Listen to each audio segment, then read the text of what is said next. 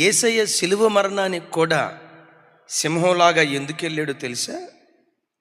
ఆ సిలువ మరణం తర్వాత పునరుద్ధానం ఉందన్న సంగతి ఆయనకు తెలుసు గనక.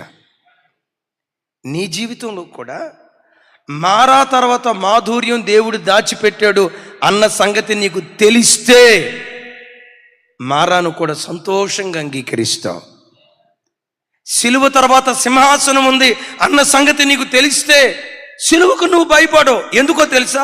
ఈ సిలువ తర్వాత నాకు సింహాసనాన్ని దేవుడు దాచిపెట్టాడు, ఈ శ్రమ తర్వాత మహిమ దేవుడు దాచిపెట్టాడు. ఒక్కసారి నా వైపు చూడండి. శ్రమ తర్వాత నీ కొరకు దేవుడు ఏం దాచిపెట్టాడో అది నీకు తెలిస్తే, లైవ్లో వాక్యం వింటున్న బిడ్డలారా, ఈ మర్మయుక్తమైన సంగతి చూడండి.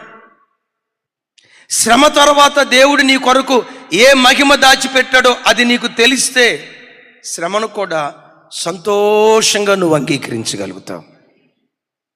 మారా తర్వాత ఏ మాధుర్యాన్ని దాచిపెట్టాడో అది నీకు తెలిస్తే మారాను కూడా సంతోషంగా నువ్వు అనుభవించగలుగుతావు, ఆస్వాదించగలుగుతావు. అవి ఇట్రా మీకు అర్థమయ్యే భాషలో చెప్పాలంటే, ఈ పిల్లోని పట్టుకొని అవి నేను పెట్టామని కొడతా, కొట్టిన తర్వాత నీకు ₹1,00,00,000 ఇస్తా అని ముందే కొడతానని చెప్పాను. కొట్టిన తర్వాత ప్రతిఫలం కూడా చెప్పాను.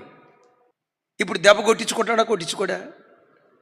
కాదు. ఏమంటాడు తెలుసా? అన్న ఒక్కటి కాదన్నా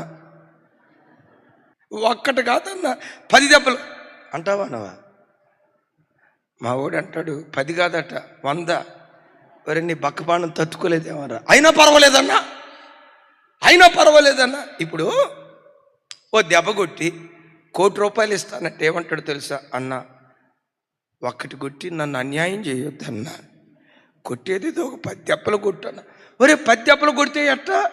ఈ దెబ్బల తర్వాత 10 కోట్లు వస్తాయి కదన్నా. ఈ దెబ్బల తర్వాత నా ప్రభు బిడ్డలారా, నీ శ్రమ వెనుక దేవుడు దాచి ఉంచిన మహిమ నీకు తెలిస్తే శ్రమకెప్పుడు భయపడో. సింహాల బోను కూడా సంతోషంగా నువ్వు వెళ్ళగలుగుతావు. శ్రమగా తోచదు. ఆ శ్రమ తర్వాత దేవుడు నీ కొరకు దాచిపెట్టిన, ఇప్పుడు అడుగుతా, 1 కొట్టమంటావా 10 కొట్టమంటావా? 10 ఏం చేసుకుంటావురా? 10 కోట్లు పో.